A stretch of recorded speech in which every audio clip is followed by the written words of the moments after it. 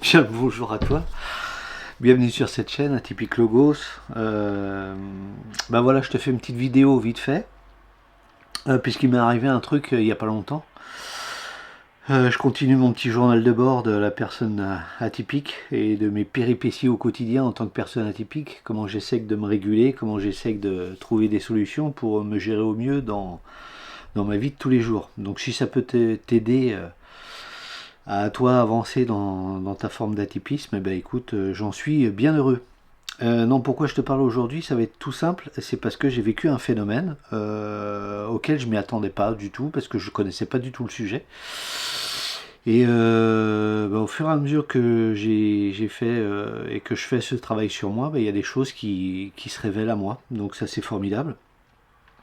C'est tout ce processus que tu as quand que tu veux aller vraiment vers la découverte de toi et ton mode de fonctionnement et essayer de comprendre ton mode de fonctionnement. Il y a des choses, tu vas avoir à un moment donné un éclairage sur certaines situations que tu pouvais pas voir avant parce que tu étais dedans, tu avais la tête dans le guidon et puis quand tu prends un détachement et puis que tu travailles ta métacognition, eh ben, tu arrives à observer des phénomènes qui sont assez étranges et des phénomènes de manipulation aussi, que j'ai découvert moi, avec ce qu'on appelle le phénomène des personnes narcissiques invisibles. Alors là, je t'avoue que c'est un concept que je ne connaissais pas du tout.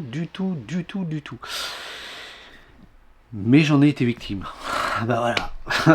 Donc le meilleur moyen de progresser dans sa compréhension de sur soi, c'est d'accepter le fait que bah voilà, on soit tombé dans des comment dirais-je, des manipulations pour éviter d'y retomber. Alors moi, je vais essayer de te faire gagner du temps pour t'expliquer ce que c'est que ce truc.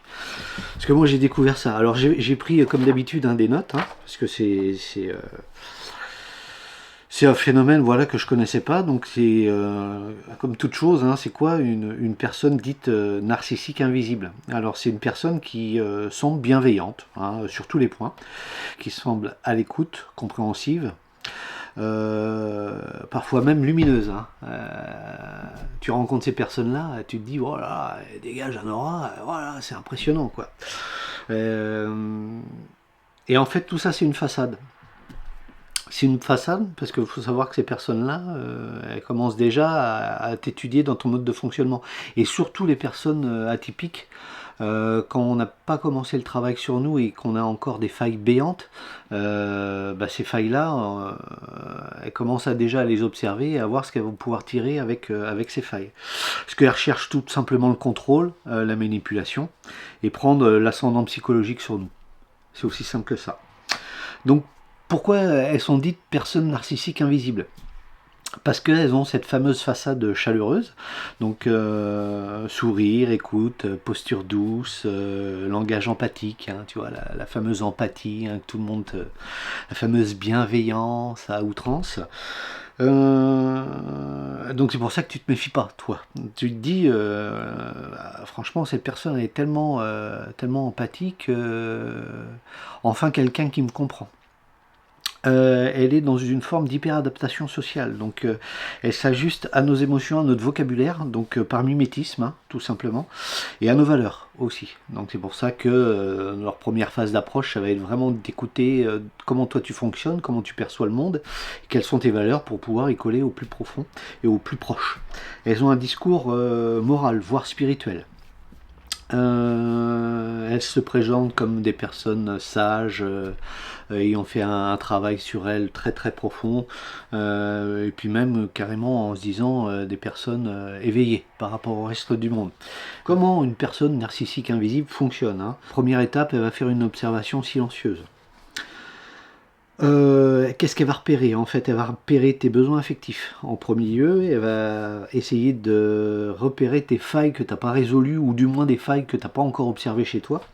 Elle va observer tes valeurs, elle va observer toutes tes insécurités, et elle va surtout observer tes élans de générosité pour pouvoir jouer avec cette générosité. Deuxième point, elle va mettre en place un mimétisme émotionnel. Donc elle va se calquer sur toi et pour créer en fait une connexion très très rapide. avec ton émotionnalité. Donc mêmes opinions, mêmes références, même sensibilité, même vision du monde. Hein. C'est à ce moment-là que tu vas te dire, oh, putain, j'ai de la chance là, j'ai rencontré une personne vraiment exceptionnelle, hein, elle me ressemble sur tous les points.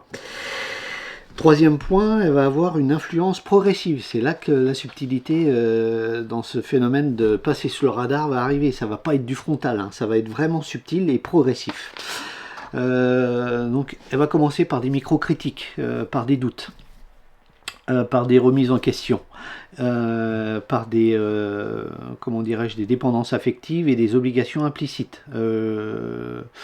Mais tout ça sans vraiment aller dans une confrontation frontale. Dès qu'il y aura un frontal, dès que tu vas commencer à ouvrir les yeux sur ce postulat-là, tout de suite elles vont faire marche arrière. En se recalquant sur tes besoins et tes valeurs fondamentales. Ça c'est important de le savoir.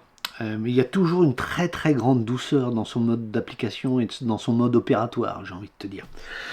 Les signes typiques, ça va être des compliments beaucoup trop ciblés et beaucoup trop exacerbés. C'est-à-dire que, par exemple, ils vont être capables de voir que tu as un manque de confiance en toi. Et à un moment donné, ils vont être capables de te dire, mais dis donc, je trouve que là, tu as vachement progressé. Hein. T'es pas le même. Hein. Il y a quelque chose qui s'est passé en toi. Tu vois ce que je veux dire? Donc ça va flatter ton ego. Et puis vu que tu n'as pas assez d'estime de toi et de confiance en toi, bah, ça risque de cacher ses intentions profondes. Encore une fois. Il va y avoir une empathie performative. Donc il écoute, mais il ne retient ce qui lui sert en fait hein, au niveau de cette empathie là. L'empathie pour lui ça lui sert vraiment de détecteur de ce qu'il pourrait utiliser contre toi après par la suite. Il va y avoir aussi le phénomène de gaslighting subtil. Donc quand toi tu vas commencer à te réveiller un peu, il va dire oui bah, tu interprètes mal, tu es trop sensible, tu es une personne qui est différente, donc tu vois moi. Donc ça fonctionne très bien sur les personnes atypiques. Vu qu'on a un manque d'estime de nous par rapport à notre mode de fonctionnement, surtout quand on commence vraiment la connaissance de soi, ça pourra être défavorable pour nous. Victimisation stratégique, ça c'est un autre point qu'il aime bien utiliser, c'est qu'il va se montrer blessé si tu poses tes limites, c'est-à-dire qu'à un moment donné, si tu as une résurgence de courage pour dire là il y a un problème dans cette relation, et tu commences à poser tes limites, là il va te faire rentrer la culpabilité dans ta vie. Voilà, ça, la culpabilité, ça il a genre joué avec ça, surtout quand tu es une personne atypique, ça il sait très bien que c'est un axe de travail chez nous qui peut faire basculer en fait qu'une relation perdure ou pas. Et puis toujours exercer son contrôle par la morale. Je fais ça pour ton bien, hein. Tu sais, hein. Moi je le fais. Si je le fais, c'est pas pour moi. Moi, tu sais, moi, je suis éveillé. Moi, le chemin, je l'ai déjà fait. Je le fais pour toi. Il faut que tu sortes de ta zone de confort. Ah, le fameux sortir de sa zone de confort. Si toi tu vas pas dans son sens, bah pareil avec ce contrôle moral, c'est ouais, je pense que tu es trop fermé, tu es trop dans le contrôle. Hein. Faut que tu lâches prise. Hein. Donc le problème, c'est que ces personnes-là, généralement, elles sont formées au développement personnel. Donc tous les axes, toutes les thématiques hein, sur le développement personnel de base, hein, les connaissent sur le bout des doigts. Donc c'est pour ça que ça va être compliqué aussi de comment dirais-je, de percevoir leurs intentions et de leur système de manipulation sur nous. Pourquoi c'est très très difficile de les repérer? Donc c'est jamais sous-estimer l'ennemi. Hein. C'est la première de nos erreurs, elle est là. C'est que si on sous-estime l'ennemi, c'est là qu'on va se faire niquer. Hein. Ces types de profils, ils sont souvent dans les milieux de l'aide, communauté spirituelle. Moi j'en ai vu un paquet hein, là-dedans. Groupe de développement personnel, hein, c'est ce que je disais, malheureusement ils sont formés à ça. Environnement associatif aussi. Relations amicales, amoureuses, fusionnelles. Donc quand tu vas être en interaction amicale, amoureuse, et que ça va être vraiment dans un but de fusion, et que ça va être trop, là il faudra faire attention aussi. Je dis ça pour les personnes hypersensibles. avec cette atypie de l'hypersensibilité. Vu que nous, on est dans une projection de liance par rapport aux émotions et dans une fusion émotionnelle, il va falloir être très très vigilant par rapport à ça. Parce qu'on peut très très vite tomber dans cet axe de manipulation. Comment se protéger? Si tu commences à sentir qu'il y a une problématique avec cette relation, s'il y a un malaise, si que quand tu croises la personne, tu es vidé. Moi, je me suis rendu compte de ça, en fait. Ça a été ma première phase d'alerte, c'est qu'à chaque fois que je rencontrais la personne, on discutait et autres, mais j'étais vidé. En tant que personne atypique, quand j'ai une conversation profonde avec, par exemple, un autre atypique, et qu'on discute, et que comment dirais-je, la conversation a un sens profond, moi, ça me nourrit. Hein, donc, c'est-à-dire que je peux discuter 2 heures avec une personne, et si la conversation me nourrit, au bout de 2 heures, moi, je peux continuer encore 4-5 heures. Il n'y a pas de souci. Mais là, en l'occurrence, je discutais avec des soi-disant des sujets profonds. En fait, c'était pas ces sujets, c'était un calque qu'il avait fait par rapport à mon mode de fonctionnement et mes besoins. C'est pour ça que j'étais vidé, quoi, en fait, à la fin, et vraiment épuisé. Donc ça m'a alerté de me dire, tiens, à chaque fois que je rencontre cette personne-là, bah après je suis pas bien. Après je suis pas bien. Donc ça c'est les premiers mécanismes qu'il faut que tu observes dans ton mode de fonctionnement, toi. Teste des réactions avec les limites. Si tu poses tes limites, teste les réactions dans l'immédiateté. Voir comment cette personne réagit. Teste aussi, moi, parce que j'ai mis un protocole en place, hein, je te le cache pas. Parce que je suis hypersensible, émotionnel plus mus, mais j'ai aussi un QI qui m'aide à raisonner et à réfléchir. Et quand je me rends compte que je me suis fait avoir, généralement je mets des choses en place et j'arrive à mes fins dans la compréhension et dans ce que je veux voir. Parce que moi je veux comprendre l'humain dans toute sa singularité, même une personne qui m'a manipulé. Ça c'est mon objectif. Pourquoi? Parce que pour moi, mon besoin, c'est de comprendre l'autre dans son mode de fonctionnement pour éviter de retomber dans les mêmes schémas. C'est très très important pour moi. Donc là, quand je m'en suis rendu compte de ça, j'ai mis un protocole en place d'observation et vu qu'il est très très difficile en fait de se rendre compte comment il utilise son mode opératoire de manipulation avec nous, il faut l'observer comment il est avec les autres. De manière objective, de manière métacognitive, et de manière phénoménologique. Dans ce sens qu'il va falloir observer les réactions, comment cet individu parle des autres en ta présence, comment il agit en ta présence, et quels sont les fruits de son discours. Donc c'est toujours récolter les fruits de ce qu'on avance dans son interaction. Ça c'est toujours pour moi une base pour toute relation que j'ai dans mon quotidien, c'est est-ce que tes actes sont en relation avec tes paroles? Voilà. Alors, il y a des gens pour lesquels c'est pas le cas, mais c'est pas pour ça qu'ils sont narcissiques tous et toutes, hein. Non, ça n'a rien à voir, mais moi aujourd'hui je suis dans une phase d'évolution où j'essaie de me comprendre au mieux en fait, et j'ai plus de temps à perdre. J'ai perdu vachement de temps jusqu'à mes 40 ans. Aujourd'hui j'arrive sur mes 50 balais, donc j'ai plus de temps à perdre en fait. Donc à partir du moment où je vois qu'une personne elle a des paroles et que les actes ne suivent pas, ça m'intéresse pas, ça m'intéresse plus. Mais là en l'occurrence, avec cette personne, ce protocole-là, je l'ai vraiment mis en place en observant vraiment son comportement biologique, physique et ses interactions sociales avec les autres. Donc, observer ces incohérences entre paroles et actes. Tester aussi ces réactions, comme je te disais, au niveau des limites. Essayer de poser des limites, comme ça, les poser comme ça, et voir comment il ou elle réagit par rapport à ces limites que tu poses. Et essayer d'aller contre ces pseudo-valeurs qu'il a mis en place, pour voir s'il est bancal par rapport à ça ou pas.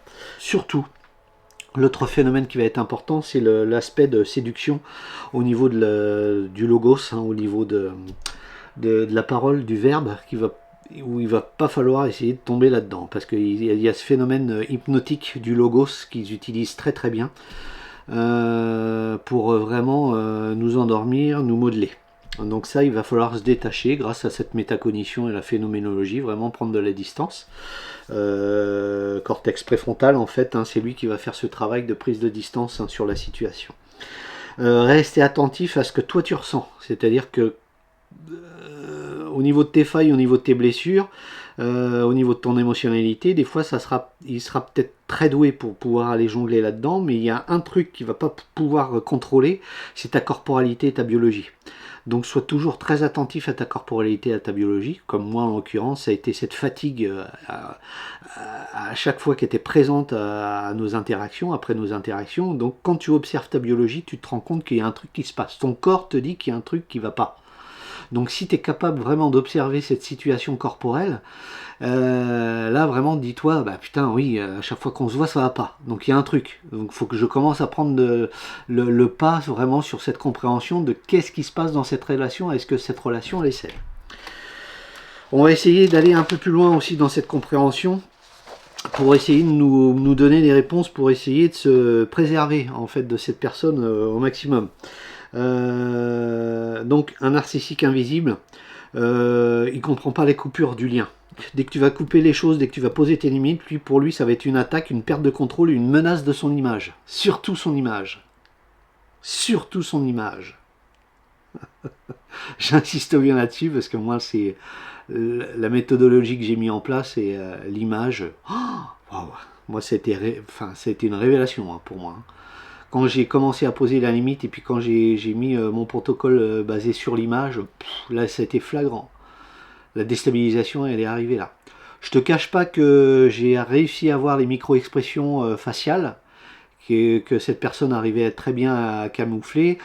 Sauf que moi j'ai utilisé, ah oui ça c'est un autre petit truc, tips que je peux te donner.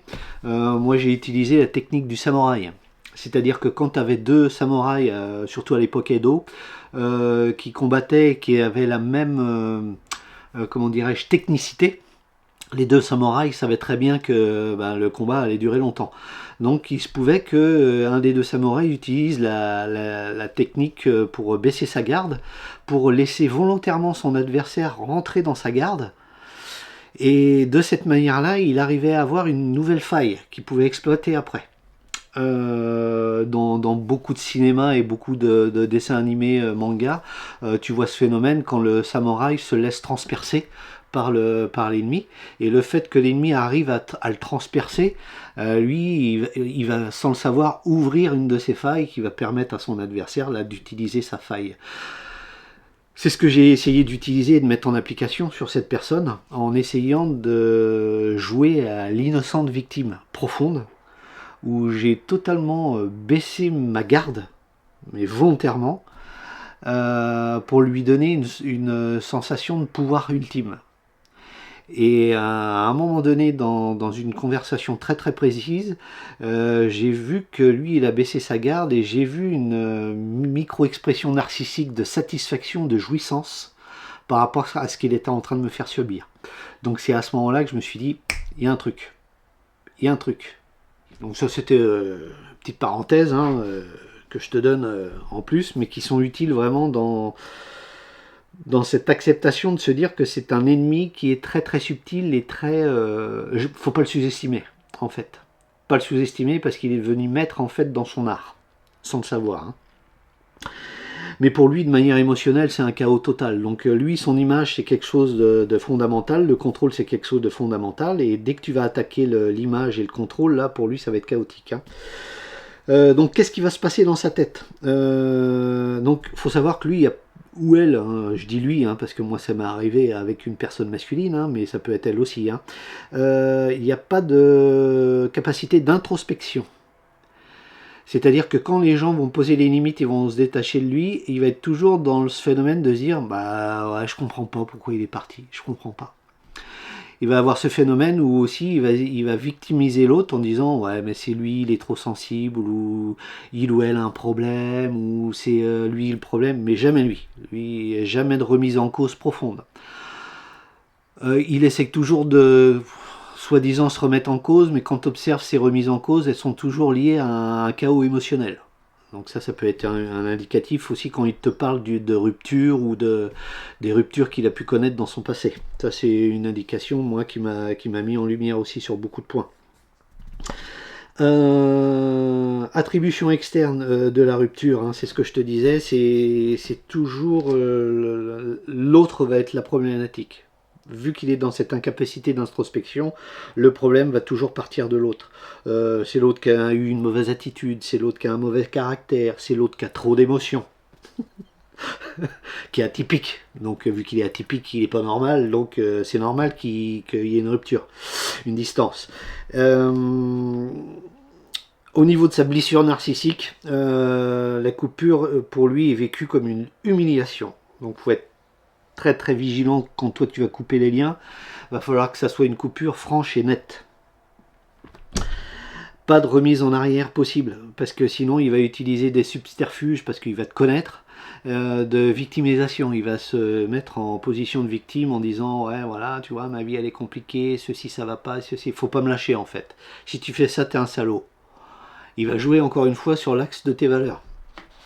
Donc il va falloir que tu sois très vigilant. Pour être vigilant, il faut que tu te répètes tes besoins, tes valeurs, est-ce que tu veux dans une relation ou pas. Et tu sais que cette relation, elle n'est pas fondée sur une base stable, donc il faut absolument que tu gardes cette coupure. Lui, il a un problème, il veut pas être conscient de son problème, eh ben c'est son problème. C'est pas le tien. Toi, il faut que tu te préserves un maximum. Selon les différents profils de ces personnes narcissiques, il se peut qu'ils puissent revenir en douceur. Quand il voit que la coupure elle est franche, quand il voit qu'il n'y a plus de possibilité de retour en arrière, c'est ce que je t'ai dit, il va se positionner en position de victime aussi, il va être confus, il va être perdu, parce qu'en fait toi tu vas le court-circuiter sur son contrôle et son rapport à l'image, donc ça va être quelque chose pour lui qui va être totalement, qui va le faire exploser de l'intérieur. Il va aussi repasser par une phase où il va essayer de te faire douter, c'est-à-dire qu'il va réutiliser ses biais au niveau de tes failles.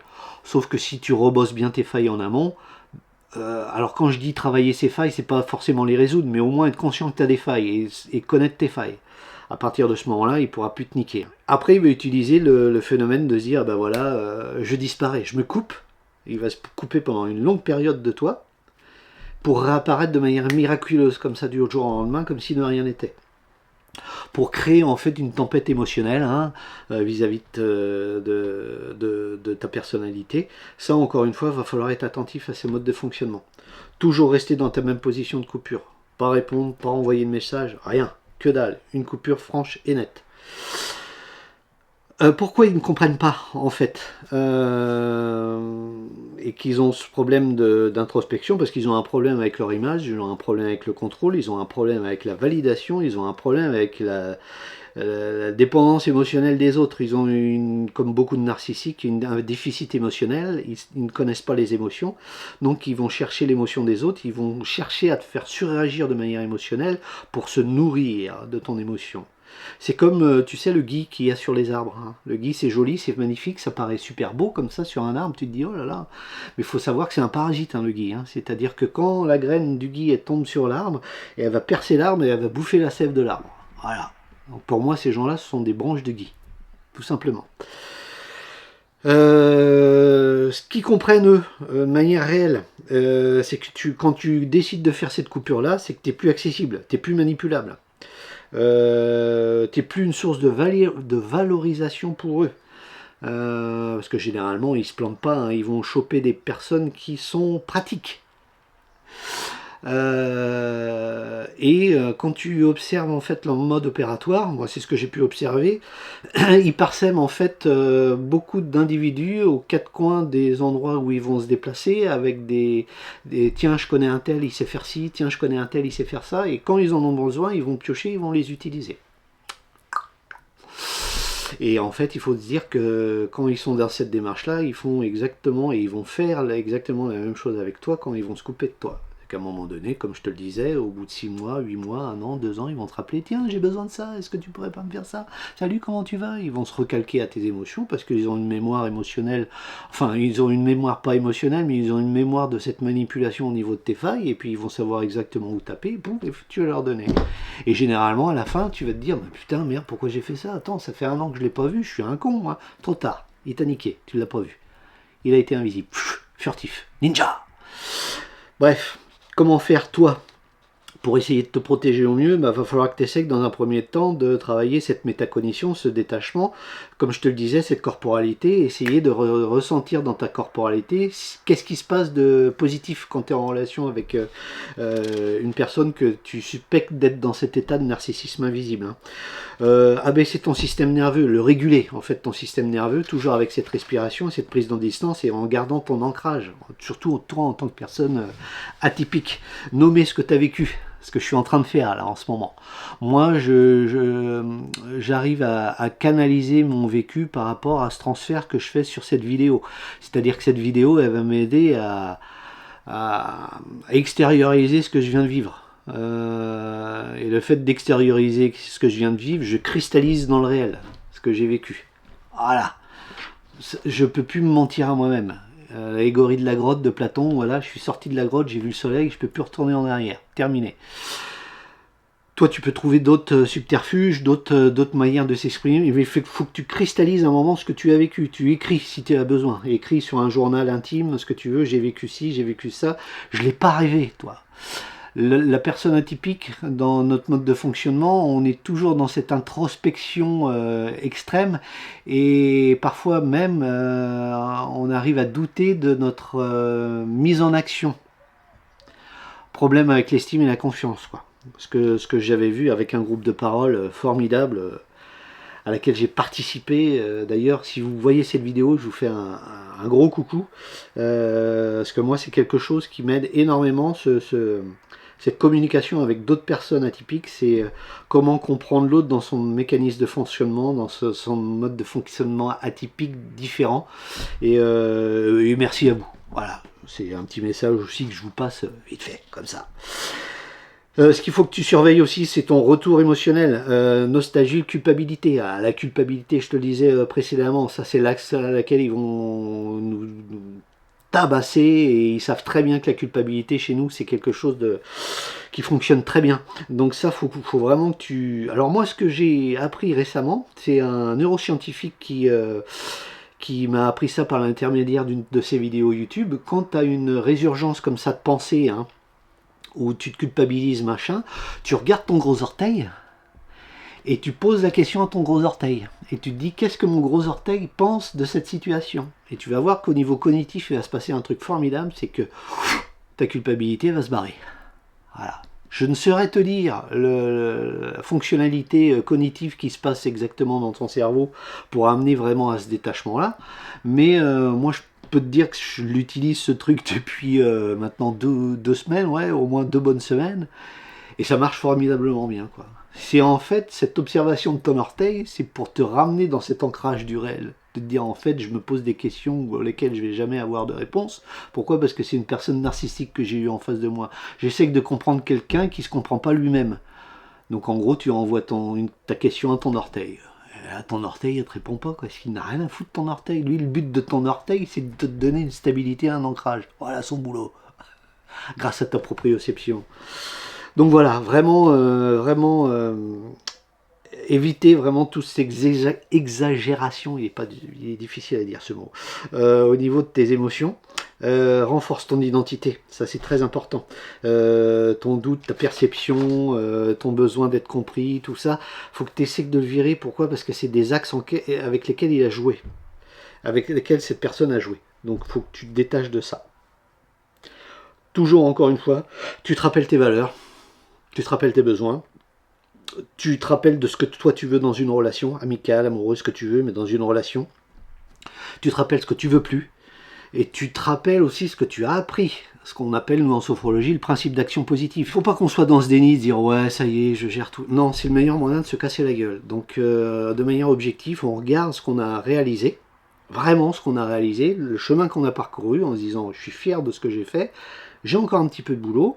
Il m'est arrivé une situation qui a été pas sympa pour moi, qu'est-ce que je vais en tirer de positif? Et voilà, et là j'avance, petit pas par petit pas. Tu peux décider qui entre dans ton quotidien, qui n'entre pas dans ton quotidien, à qui tu vas donner ton énergie émotionnelle et à qui tu vas pas le donner. Ça c'est très important.